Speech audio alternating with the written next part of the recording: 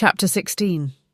After squeezing what looked like a modicum of acting out of Owen, like trying to extract juice from a particularly resistant method actor, day 2 dawned with marginally more promise.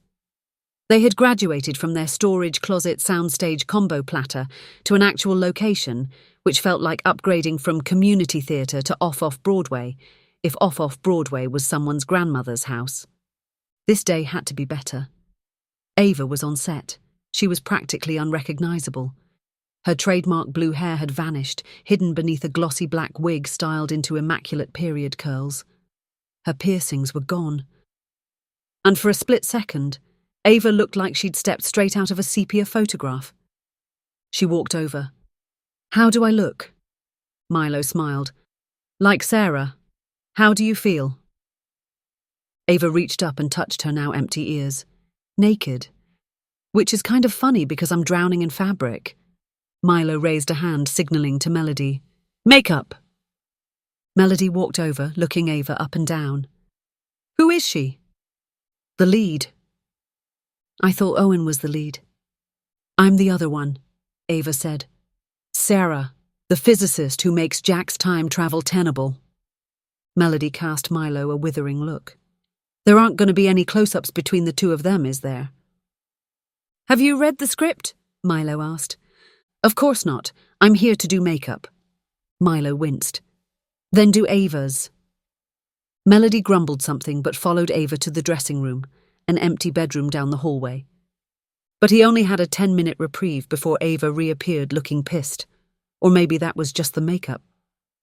"What's that on your head?" Milo asked.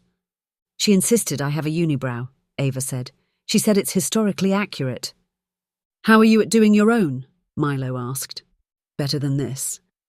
"Then do it," Milo said. Ava nodded, disappeared. And then it was time for a walkthrough. Both actors and set were dressed. "Places everyone," Milo said. And then his heart thudded into his throat. It was time. The whole room waited on his next word. "Action!"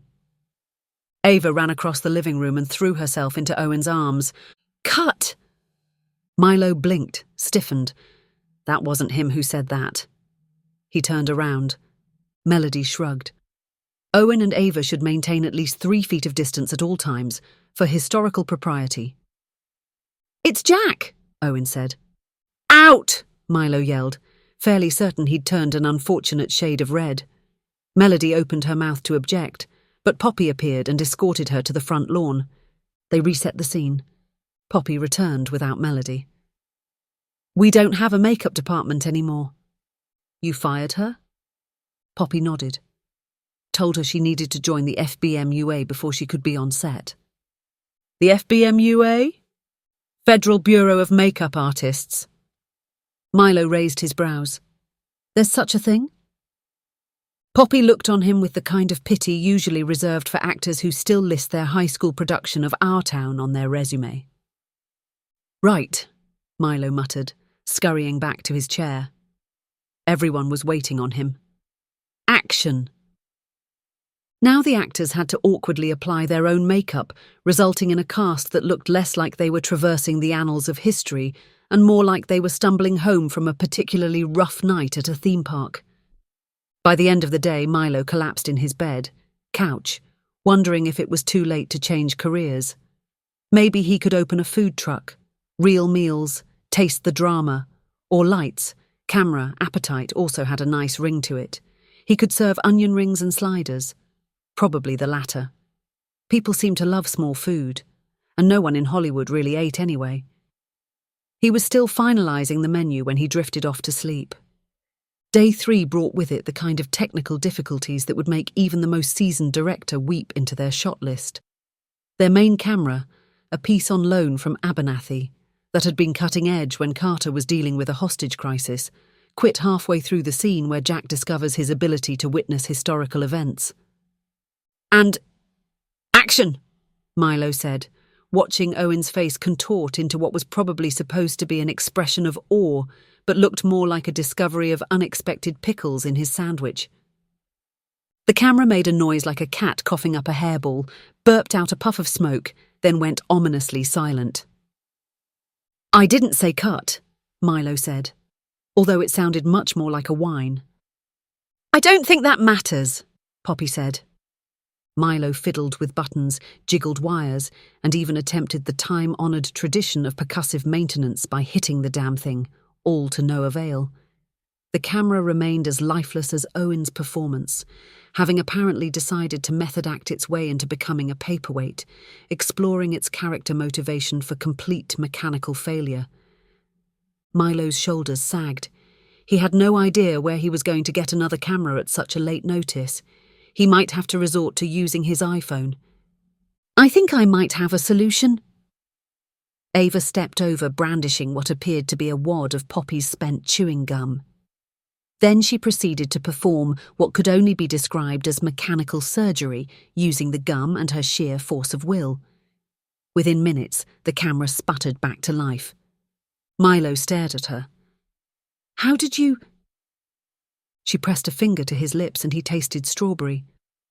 Some things are better left unexplained, like the plot of Tenet, or why anyone thought Cats would make a good movie. He grinned. Ava really was his lifeline. From then on, the day proceeded without major incident, and by the end of the day, he went to couch bed feeling cautiously optimistic. Surely the worst was behind them now. When sleep claimed him, he was still smiling. But obviously the universe took his good fortune as a personal challenge.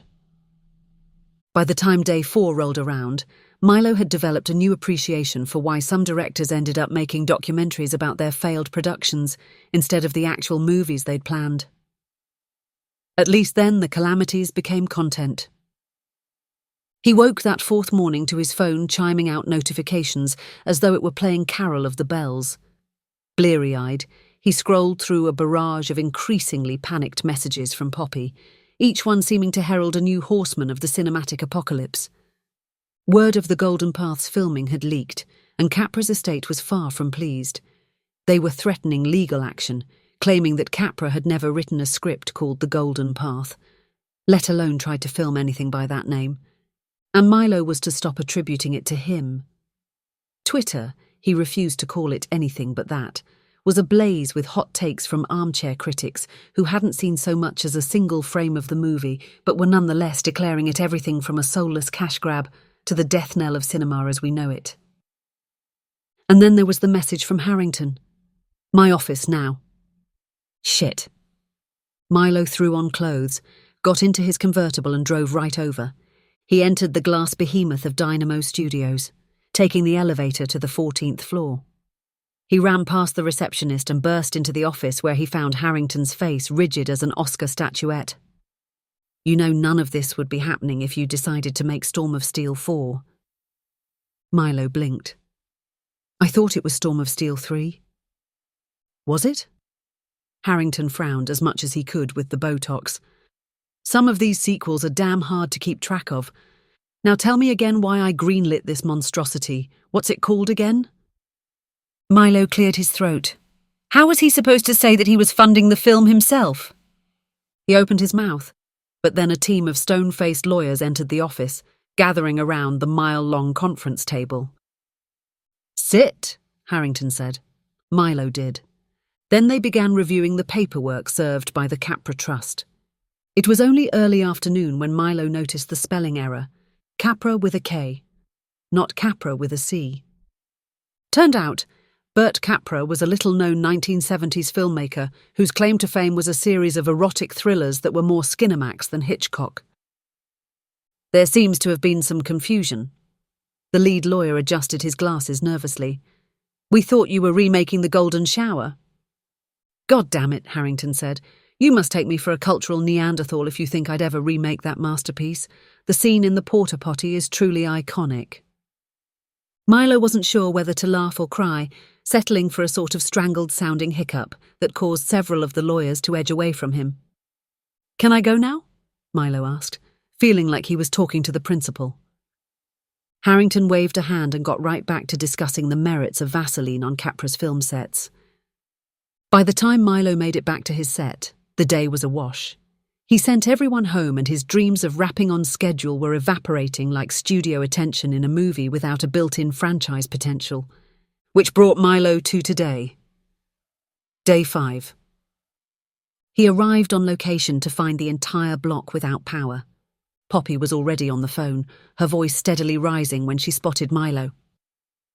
"What do you mean you can't figure it out? It's electricity, not quantum physics. Have you tried turning it off and on again?" Owen walked over and nudged him, displaying the kind of keen observational skills that made his performance as Jack feel suddenly more understandable. "Without power, we can't run the coffee maker." Milo clenched his jaw. "Or the cameras." "Oh yeah, right." Milo wondered if it was too late to swap Owen out for one of the geriatric fight clubbers. Finally, Poppy disconnected and shook her head. "Problem at the electrical plant. It'll take at least 48 hours to fix.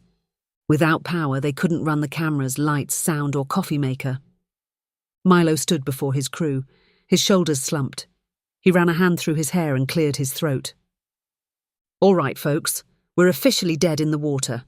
No lights, no camera, and tragically, no action." Milo attempted a smile, although he was certain he more resembled the Joker. "We'll regroup tomorrow." The crew dispersed, leaving Milo alone with Poppy. "Can you work some of your scheduling magic?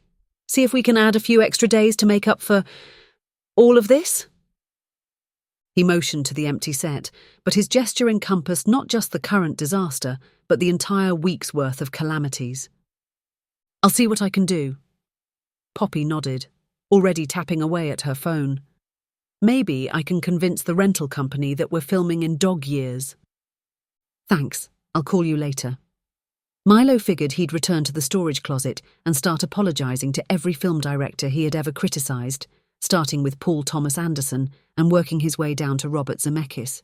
Lost in thought, he collided with Ava in the doorway. "I thought you left already." She smiled. "Nope. I was hoping to take you up on that rain check, if it's still available." He blinked. "Of course it is." "Great.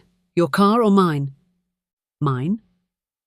She linked her arm with his, and Milo felt a glimmer of hope spark in his chest. Maybe things were finally looking up.